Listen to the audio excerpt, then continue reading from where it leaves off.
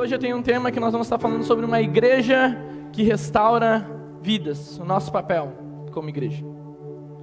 Quando nós paramos para pensar, ou para conversar com pessoas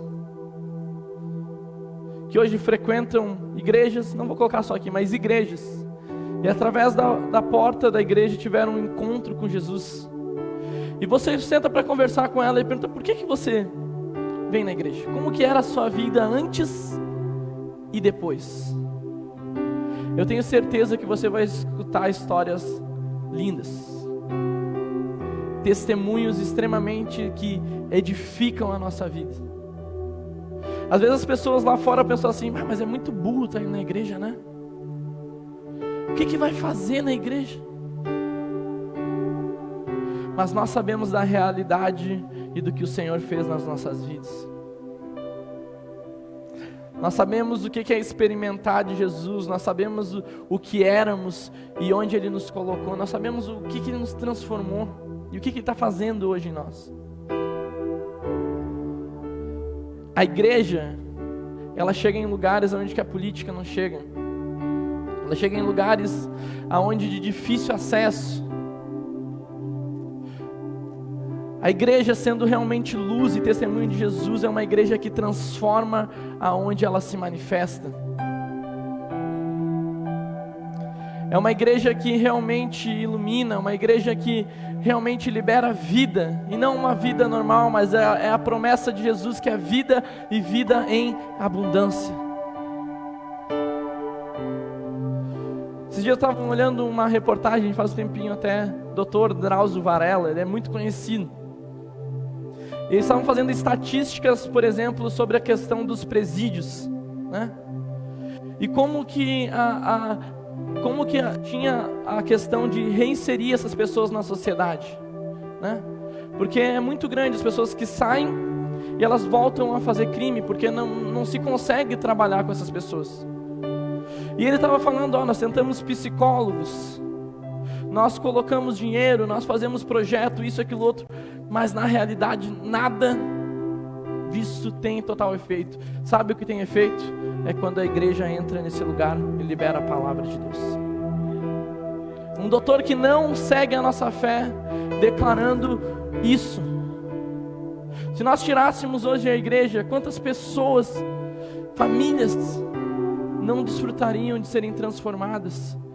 Quantas pessoas que vieram com um casamento quebrado e tiveram um encontro com Jesus e foram renovadas? Quantas pessoas sem esperança que receberam uma palavra de esperança? Quantas pessoas que vieram doentes e foram curadas? Quantas pessoas que vieram com tanto peso, com tantas perguntas, até que encontraram Jesus e foram preenchidas? A igreja é uma igreja que restaura vidas. Porque Jesus é um Jesus que restaura. Em Jesus não existe aquela frase: pau que nasce torto nunca se endireita, né? Jesus endireita. Jesus restaura. Jesus coloca em ordem aquilo que está fora de ordem. E quando nós experimentamos dessa realidade, isso testifica realmente no nosso coração. Nós passamos realmente a viver uma vida real, com uma identidade realmente transformada. E a partir disso nós conseguimos testemunhar o que o Senhor fez na minha vida, Ele pode fazer na sua vida. Testemunho edifica. Lucas, capítulo 10, versículo 25 ao 37, Jesus nos conta uma história. Nessa história ele diz assim: certa ocasião, um perito na lei levantou-se para pôr Jesus à prova e lhe perguntou: mestre, o que preciso fazer para herdar a vida eterna? O que está escrito na lei? Respondeu Jesus. Como você a lê? Ele respondeu: ame o Senhor, o seu Deus, de todo o coração, de toda a alma, de todas as suas forças, de todo o seu entendimento, e ame o próximo como a si mesmo. Disse Jesus: Você respondeu corretamente, faça isso e viverá. Mas ele, querendo justificar-se, perguntou a Jesus: e quem é o meu próximo? Em resposta, disse Jesus: um homem descia de Jerusalém para Jericó, quando caiu nas mãos de assaltantes. Esses lhe tiraram as roupas, espancaram-no e se foram, deixando-o quase morto. Aconteceu estar descendo pela mesma estrada um sacerdote. Quando viu o homem, passou pelo outro lado. E assim também um levita, quando chegou ao lugar e o viu, passou pelo outro lado. Mas um samaritano, estando de viagem, chegou onde se encontra um homem e quando viu, teve piedade dele. Aproximou-se, enfaixou-lhe as feridas, derramando nelas vinho e óleo. Depois colocou-lhe sobre o próprio animal e levou-o para uma hospedaria e cuidou dele. No dia seguinte, deu 2 denários ao hospedeiro e lhe disse: cuide dele, quando voltar lhe pagarei todas as despesas que você tiver. Qual desses 3 você acha que foi o próximo do homem que caiu nas mãos dos assaltantes? Aquele que teve misericórdia, respondeu o perito na lei. Jesus lhe disse: vá e faça o mesmo.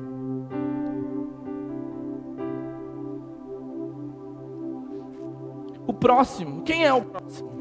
Quem é o nosso próximo? A gente precisa entender que o próximo não é uma questão de semelhança ou alguém parecido, de proximidade. E não é uma expressão que faça referência a qualquer pessoa em qualquer lugar distante de nós. Não é alguém longe. O próximo aqui no texto, ele usa a palavra plésion, que na tradução grega ela significa vizinho, companheiro, pessoa com quem se vive ou com quem se encontra. Ou seja, podemos definir o próximo como aquele que se encontra no caminho. Vamos lá, para a gente entender um pouco dessa história. Esse perito da lei, ele chega diante de Jesus com um coração realmente para testar Jesus. E ele pergunta para Jesus quais são os maiores mandamentos, né? Jesus responde a pergunta para ele: o que tu acha? E ele diz: amar a Deus com todas as forças, com todo o entendimento, com toda a alma, com toda a mente, enfim, com tudo que se tem, deve-se amar a Deus. E amar o próximo como a ti mesmo. Jesus disse: respondeste bem, né? E ele traz outra questão, né? Quem é o próximo? E Jesus, ele traz uma história, uma parábola, no qual ele conta a respeito que havia um homem que ele estava passando numa estrada de Jerusalém e estava indo para Jericó. E quando ele estava nessa estrada, encontrou assaltantes naquele lugar, que eles pegaram e roubaram tudo dele. Espancaram ele a ponto de deixar ele quase morto no chão.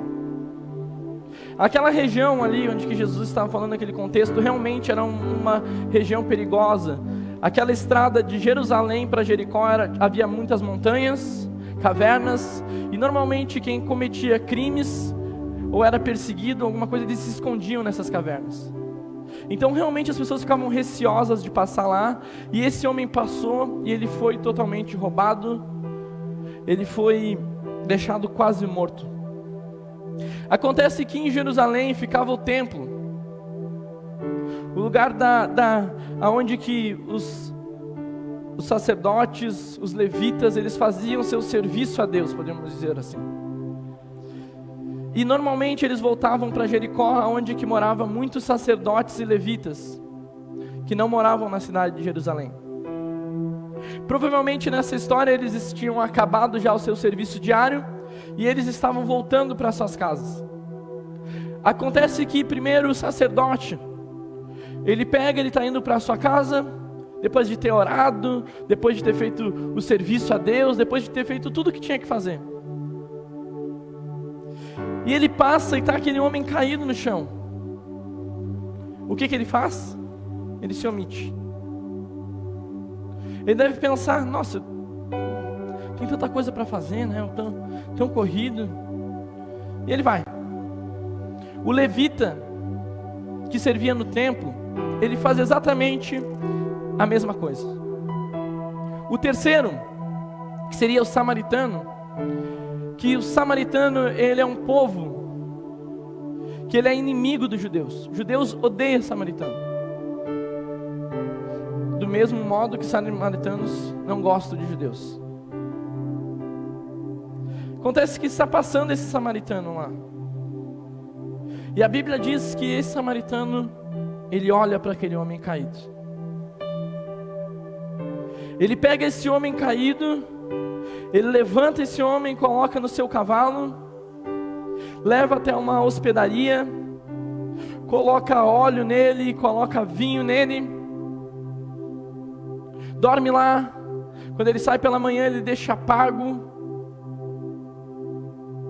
para aquele homem ser completamente restaurado.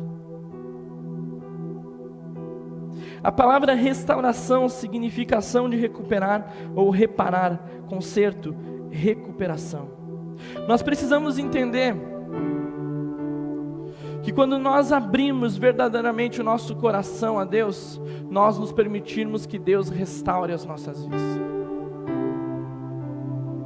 E no momento como nós somos restaurados, nós somos colocados de volta ao propósito que o Senhor tem para a gente. E a partir desse ponto, quando realmente Deus restaura a minha vida, restaura a minha identidade, eu me torno apto, digamos assim, a começar a compartilhar e outras vidas serem restauradas. O Senhor, Ele tem grandes coisas para fazer na nossa vida, Ele tem grandes planos para fazer. Então, quando nós somos restaurados, esse é um testemunho vivo. Não existe também restauração sem amor. Como assim? Nós precisamos entender que Jesus, Ele não nos restaura nos obrigando, Ele nos restaura nos amando. A restauração de Jesus é um processo de amor. Nós precisamos entender que que todos pecaram, a Bíblia diz, e todos foram destituídos da glória de Deus. Todos caíram. E através desse cair, todos se afastaram de Deus. Eu e você fomos feitos para uma relação com Deus.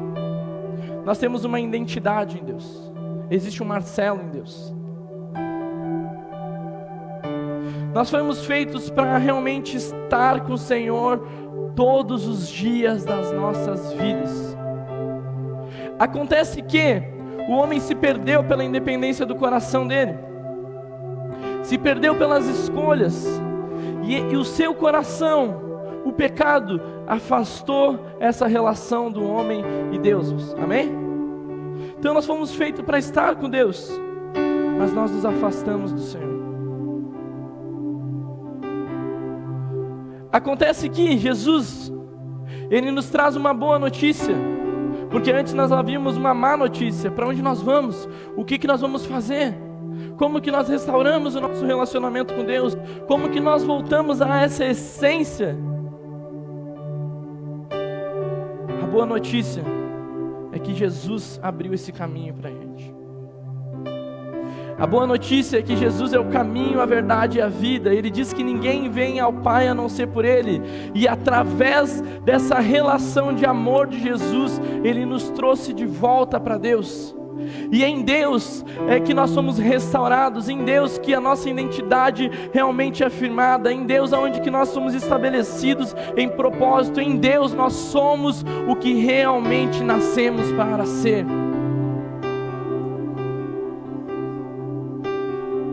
E essa restauração de Deus sobre as nossas vidas faz com que nós conseguimos refletir Jesus, e através daquilo que Ele tem para nós, daquilo que Ele fez em nós, nós testificamos o poder de Deus. Existem 3 maneiras que nós podemos olhar ao próximo. Primeira maneira, os assaltantes, eles pensavam da seguinte maneira: o que é meu, e o que é teu também deve ser meu. Esse tipo de mentalidade é o que quer tirar vantagem do próximo. Podemos perceber que talvez poucos aqui, ou talvez ninguém aqui, realmente teria coragem para assaltar na rua. Mas acontece que, muitas vezes, nós cobiçamos aquilo que é dos outros sentindo inveja. Inveja do sucesso dos outros, da casa dos outros, da família dos outros. E essa mentalidade egoísta sempre vai nos levar para uma infelicidade, sempre vai nos levar para distante de Deus. Porque em Deus nós somos completos. Se nós não realmente olharmos para o Senhor, nós sermos restaurados em quem nós somos em Deus e o que Deus tem para a gente, nós começamos a comparar e a sentir esse tipo de sentimento no nosso coração. E o que nós passamos a dizer inconscientemente?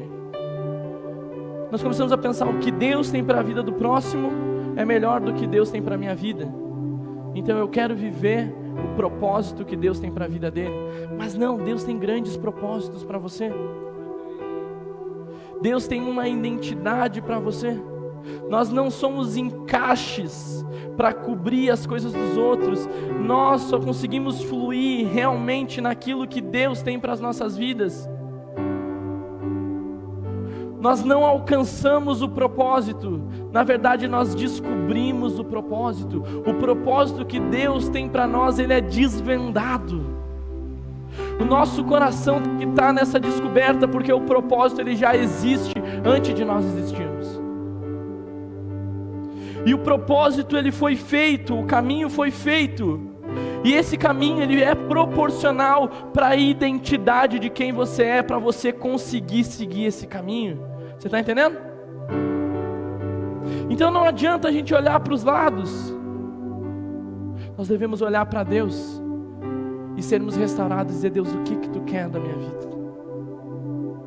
E Deus tem grandes coisas. Então a primeira convicção, que Deus tem grandes coisas para as nossas vidas. E nós não podemos ter esse olhar, dizer: o que eu tenho é meu, né? E o que tu tem eu também quero. Nós devemos querer o que Deus tem para a gente. Segundo ponto, o levita e o sacerdote, eles podem pensar: o que é meu e o que é seu é seu. O levita e sacerdote representam as pessoas religiosas, aquelas que conhecem a lei de maneira detalhada, mas não entendem o real sentido dela. É aqueles que conhecem, mas não conseguem praticar. Sabe, mas não conseguem viver. É interessante que se nós temos esse tipo de olhar, nós colocamos cada um que se vire. Cada um que se vire. Nós não nos preocupamos com as pessoas que estão morrendo ao nosso redor. Nós não se preocupamos com os perdidos. Nós não nos movemos em direção a estender a mão e ajudar ninguém. Por quê? Porque nós estamos preocupados demais com a minha própria vida.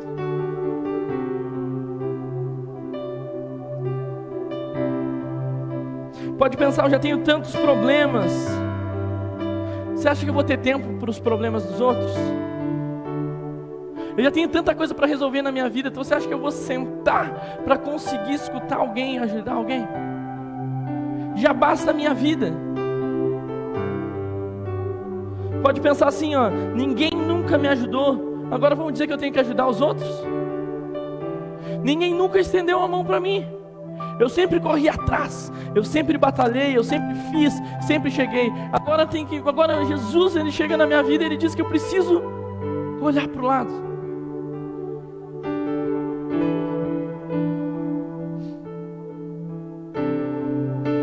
Muitas vezes nós nos equivocamos daqueles que precisam de ajuda porque não queremos tocá-los. Não achamos que vale a pena gastar nosso tempo, energia e disposição.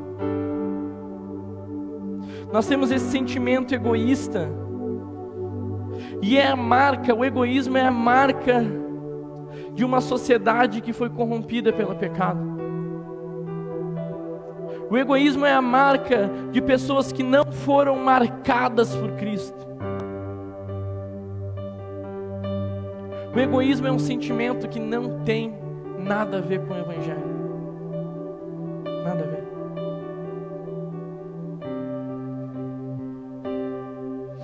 E o terceiro ponto é a figura do samaritano, que ele pensa assim: o que é seu, mas o que é meu também pode ser seu. O bom samaritano enxergou o outro como parte de si, ele entendeu o verdadeiro sentido do reino. Qualquer pessoa pode se tornar o próximo da outra, isso não é um privilégio, mas é um dever nosso.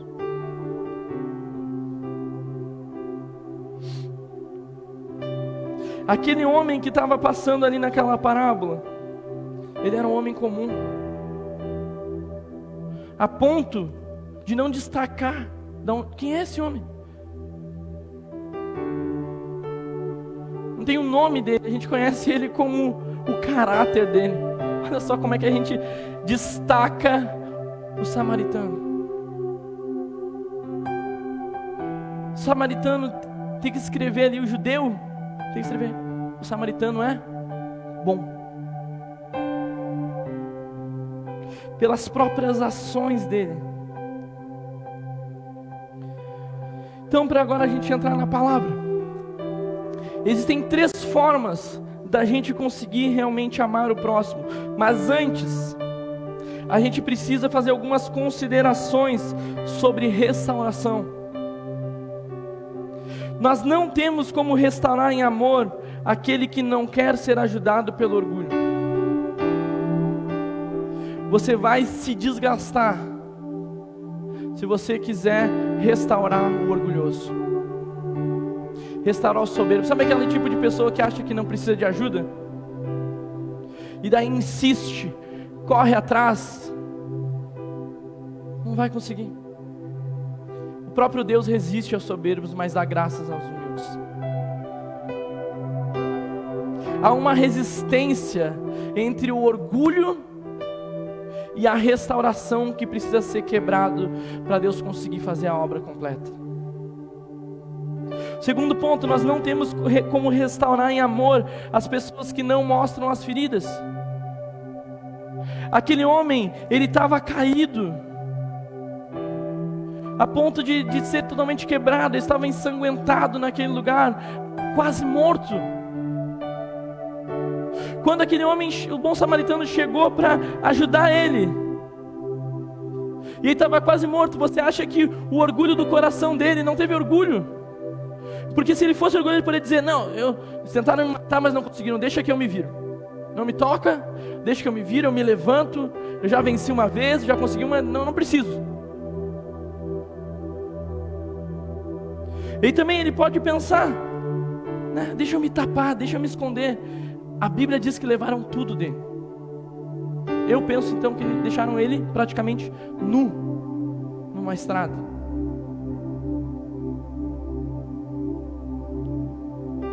Quando nós queremos ser restaurados, nós precisamos aprender a mostrar as nossas feridas, a mostrar o nosso coração, a mostrar o que está passando realmente. Enquanto nós não mostrarmos as feridas, enquanto nós não mostrarmos o que é por dentro, nós queremos maquiar as coisas, não se há como ter restauração nas nossas vidas. Terceiro ponto, não temos como restaurar em amor aquele que não reconhece que está caído em algumas áreas. Aquele homem, ele estava completamente impossibilitado, ele estava completamente caído, ele precisava de ajuda. Mas existem algumas pessoas que estão caindo, estão se quebrando em algumas áreas, quebram, tentam pela força do seu braço, tentam se levantar e correm e se desgastam, mas não admitem que precisam de ajuda. Cara, quem é que foi quem te ensinou que a gente precisa dizer que é bom em tudo? que a gente tem que ser perfeito em tudo, que nós nunca vamos errar em nada. Existem áreas da nossa vida que precisam de socorro, áreas da nossa vida que estão caídas, estão prostradas, que precisa desse acesso. Nós não temos como restaurar em amor aquelas pessoas que não deixam ninguém se aproximar. Sabe, o tipo de pessoa que não tem relação íntima com ninguém, que não tem relação próxima com ninguém. Não se há como ter restauração com esse tipo de pessoa. O tipo de pessoa que não se deixa ser tocada, o tipo de pessoa que não se deixa ser amada, o tipo de pessoa que não se deixa ser cuidada, não se permite. Não se há como ter restauração nessas coisas. Eu estou trazendo esses pontos para você entender quando Deus te usar para restaurar vidas, amém?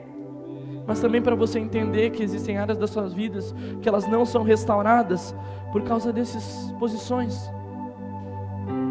Nós falamos muito nessa igreja, e você vai escutar sempre isso, falamos sobre vulnerabilidade, sobre transparência, sobre poder colocar o coração para fora. Não, nós precisamos permitir ser tocados. Nós precisamos ter alguém para desabafar. Nós precisamos ter alguém para compartilhar das nossas dificuldades. Senão, você não vai suportar. Não pense que você é o super-homem ou a Mulher Maravilha, que não existe isso daí, tá certo? Nós somos humanos, nós somos pessoas, tá certo? Pessoas com sentimentos, pessoas com lutas, pessoas com dificuldades. Por isso que nós precisamos de Jesus. Agora, se nós se acharmos bom, meu irmão, o Evangelho não é para quem é bom. A esse ponto de soberba que eu quero dizer.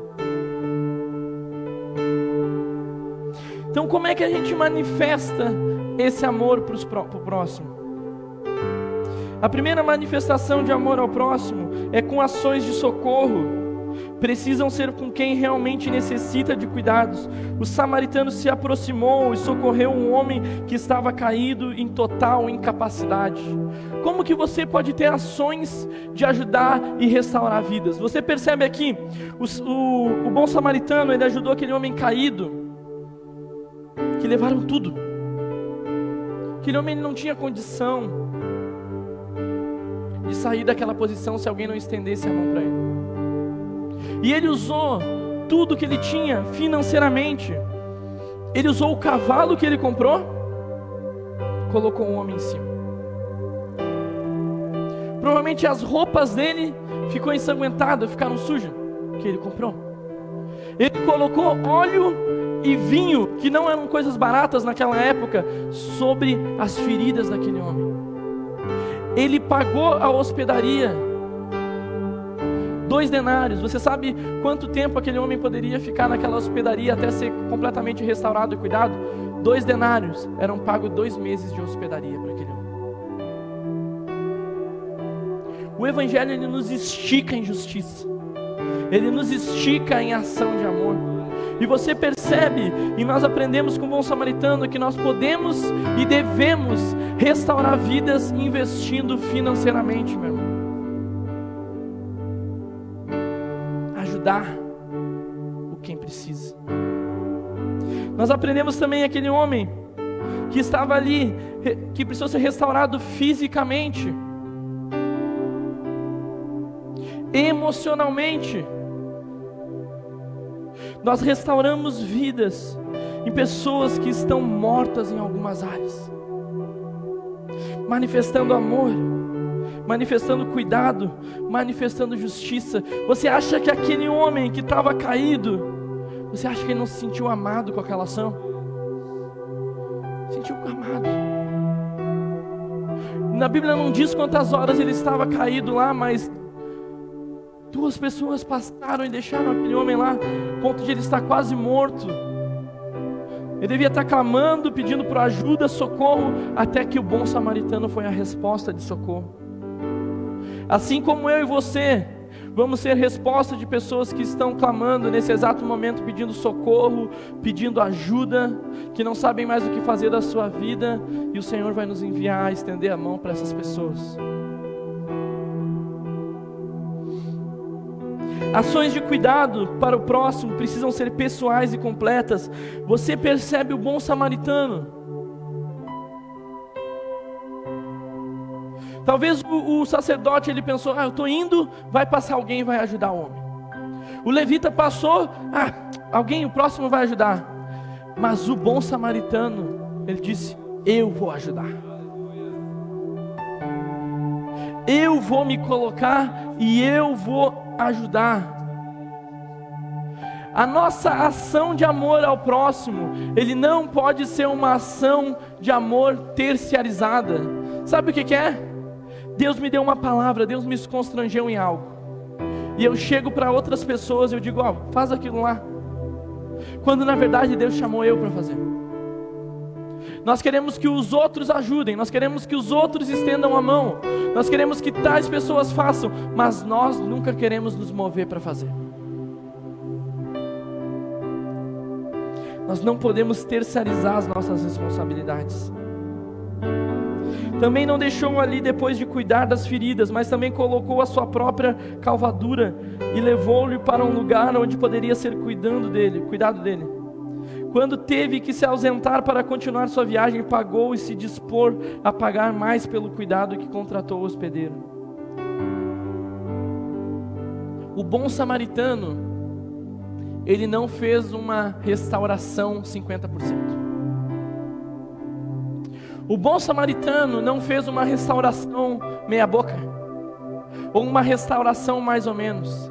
Meu irmão, Jesus não é o Jesus dos mais ou menos. A Bíblia diz que a boa obra que Ele começou nas nossas vidas há de ser aperfeiçoada, há de ser completada até a volta de Cristo Jesus, meu irmão. O que Ele começou na nossa vida, Ele vai acabar, e o que nós começamos na vida das pessoas, nós temos que acabar, nós temos que nos entregar, se Deus nos deu esse encargo. O processo de restauração é um processo de vida toda, meu irmão. É de entrega diária, é de amor diário. Aquele bom samaritano podia ter dito: eu vou pegar no cavalo, vou largar na hospedaria e agora se vire. Eu vou pegar, eu vou ungir, vou fazer a minha parte e agora se vire. Ele disse assim: eu estou pagando esses 2 denários, depois eu volto. Se ele precisar, tiver mais custo, eu pago. Aquele bom samaritano, ele se entregou por completo para restaurar a vida daquele homem caído. Aquele bom samaritano, a Bíblia diz que no outro dia ele foi lá pagar. O que quer dizer? Que provavelmente aquele homem teve que dormir perto daquele homem para cuidar. Talvez aquele homem gemendo de dor, precisando de cuidado, ele largando o óleo, largando a unção, dizendo: vai passar, né? Você vai vencer, eu estou contigo. E o homem vai dizer: mas eu não te conheço, mas tu é o meu próximo. Não se ausentou a responsabilidade dele. O cuidado com o próximo, então, é uma questão pessoal, sabe? Às vezes a gente pode pensar assim: esse é o papel da igreja fazer. Mas eu não. A igreja que vá, a igreja que faz. Tenho uma notícia para você: onde você está, você é a igreja. Você é o reino de Deus onde você está. Você é a resposta para o caído e para o perdido onde que você está. Você tem autoridade por Deus, você foi carimbado, você foi destinado pelo Senhor para fazer essas obras. Você não precisa me ligar ou pedir permissão para mim, digamos assim, para a igreja, para ajudar alguém. Ajude, meu irmão. Invista, restaure, gaste tempo, ore, se entregue. pregue o Evangelho, anuncie as boas notícias. Viva realmente esses maiores versículos dizendo: ame o próximo como a ti mesmo. Você precisa se mover. Não é porque nós não temos algum projeto social específico ou algum encargo, sei lá, sobre alguma área, que não quer dizer que você não possa ir lá e ser resposta para isso que Deus está colocando no seu coração. Não dependa disso. Se mova, compartilhe a vida que Deus derramou no seu coração.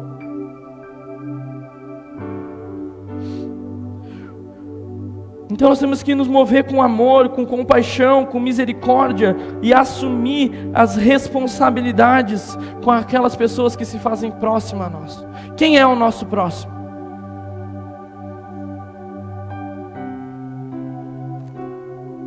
Quem é o nosso próximo? Quantas pessoas que passam sobre as nossas vidas que precisam de alguém que estenda as mãos?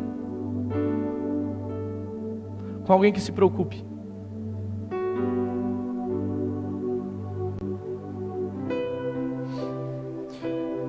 O meu próximo não é qualquer pessoa que pode ser feita meu próximo. O próximo é a pessoa que está no nosso caminho de vida. Mas para essa pessoa realmente ser esse próximo bíblico que Jesus nos diz, nós precisamos nos mover, senão não é o nosso próximo. Senão nós não estamos refletindo o amor que Jesus nos pede para a gente ter. Que nem aquele homem caído, ele não foi o próximo do sacerdote, e ele não foi o próximo do levita. Aquele homem caído, ele foi o próximo do bom samaritano que se preocupou. Quem é o nosso próximo?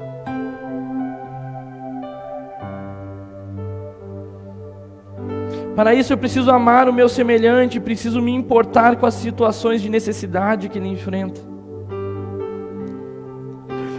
Nós não conseguimos refletir amor ao próximo se nós não tivermos a convicção no nosso coração que somos amados por Deus. Pode parecer clichê, mas existem inúmeras pessoas que realmente elas podem até falar, mas não se sentem amadas por Deus. Não se sentem cuidadas por Deus. Você pode estar na igreja e Deus continuar sendo distante para você. Você pode vir na igreja há um tempão e Deus continuar sendo interpessoal com você, distante, longe, quando Ele é relacional e próximo. Você pode continuar vindo na igreja e Deus continuar sendo desconhecido para você. Se nós não entendermos com toda a convicção do nosso coração que Jesus nos ama, que nós somos amados por Deus, e esse amor sobre as nossas vidas, ele nos encher, você não vai conseguir amar o próximo.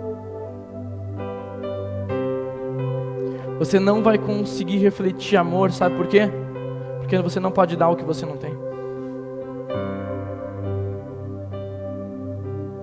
Você não vai conseguir compartilhar o que você não tem. Então, diante disso tudo, a primeira questão que nós temos que resolver nisso daí, entender que eu sou amado por Deus.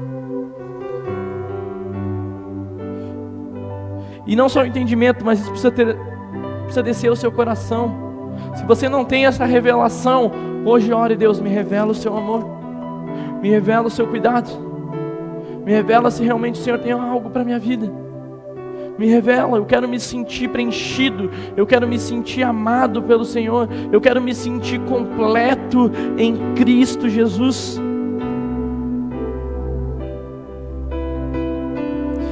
Como que funciona essa escala de amor ao próximo?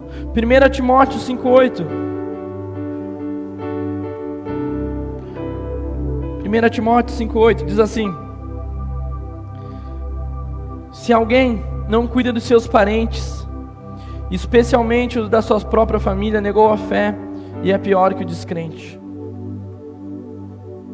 O que nós precisamos entender sobre esse amor que nós estamos falando sobre ações de amor, amém? Ações práticas de amor.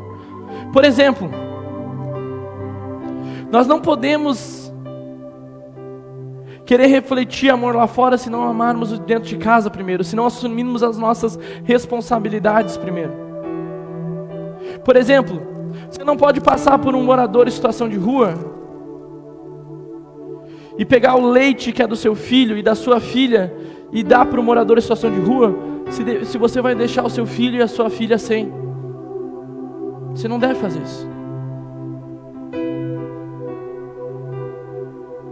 Primeiro você faz pelos da sua casa. Primeiro você faz por aqueles que estão próximos. Primeiro você assume as suas responsabilidades. Então a primeira questão, nossos próximos são realmente as pessoas que estão mais próximas da gente. Nossa família, o lugar que nós estamos, a responsabilidade que nós temos onde moramos, o papel que nós assumimos nesse lar, nessa casa, isso que eu estou dizendo. Talvez você já saiu da sua casa dos seus pais, da sua mãe, eles estão vivendo, né? Talvez você tenha outras responsabilidades com ele. Nós precisamos entender quais são as nossas responsabilidades e ter um equilíbrio. Nós não podemos querer ser responsável por algumas coisas lá fora, sendo irresponsáveis com algumas coisas dentro. Você está entendendo? Nós devemos ser responsáveis dentro e ser responsáveis fora.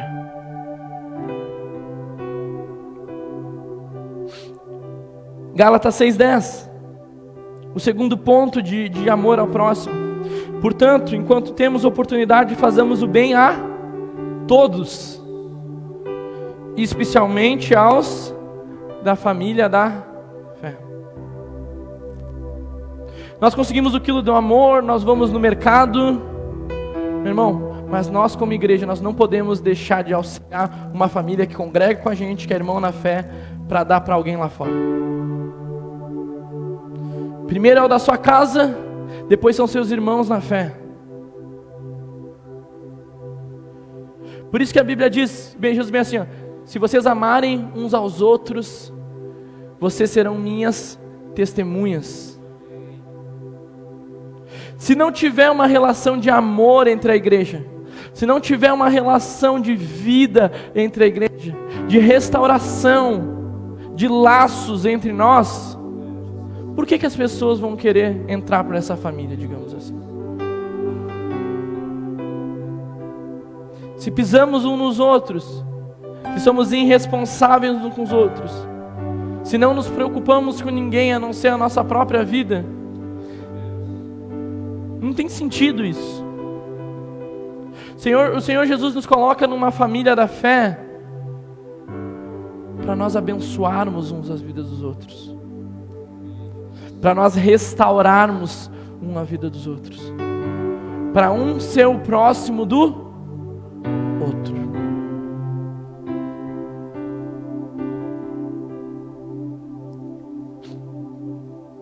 E o último ponto, a gente entendendo sobre essa oportunidade que nós temos diariamente de refletir amor ao próximo, de compartilhar de tudo aquilo que o Senhor tem dado ao nosso coração. A gente vê ali em João 12:5 que diz assim: porque este perfume não foi vendido e o dinheiro dado aos pobres seriam 300 denários. Você sabe quem disse isso? Judas. Você sabe em qual momento que Judas disse isso? Quando uma mulher chegou, quebrou um vaso de perfume em Jesus, chorou aos pés de Jesus, passou os cabelos, adorou Jesus. Judas olhou aquele perfume quebrado e disse: isso que essa mulher está fazendo é um desperdício. É um desperdício. Jesus diz: não, essa mulher vai ser lembrada para sempre pela atitude dela. Ela está preparando o meu corpo para o sacrifício. Mas Judas olhou e achou que o dinheiro daquele perfume tinha que ser dado aos pobres. O que a gente entende isso? Que o Senhor, Ele não quer que nós nos movemos por necessidade. Tudo que o Senhor faz é por propósito.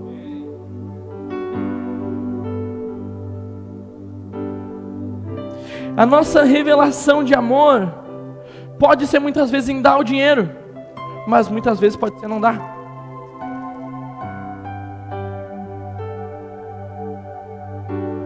Você sabe o que o Senhor, o que realmente é amar o próximo? Amar é dar o que Deus quer dar, é revelar o que Deus quer revelar. Aquela pessoa, mesmo que ela não saiba que precise ou chegue a pedir isso. O que o Senhor quer quando nós nos movermos pelo Espírito e por propósito e por responsabilidade assumida, dirigida pelo Espírito Santo? O Senhor quer que eu seja a resposta para aquela pessoa. Talvez a resposta que nem ela saiba que precise. Eu seja a manifestação de amor que ela nem espera. Não é olhar com um olhar cego, mas é olhar com um olhar espiritual. É revelar para aquela pessoa, para o próximo, o que Deus quer revelar. No bom samaritano, ali a gente percebe que o próximo, o que o bom samaritano tinha que revelar, era cuidado, era amor, era restauração, e uma restauração completa. Nós nos movemos por propósito. Você percebe o versículo mais conhecido da Bíblia? Porque Deus amou o mundo, que deu o seu Filho unigênito, para todo aquele que nele crê, não pereça, mas tenha vida. Não está dizendo que Jesus, ele veio e morreu porque havia uma necessidade humana, porque o homem tinha necessidade de ser salvo, porque o homem estava completamente perdido, e agora o que vai ser do homem? Porque ele não consegue voltar para Deus, então necessita que eu entregue a minha vida. Não.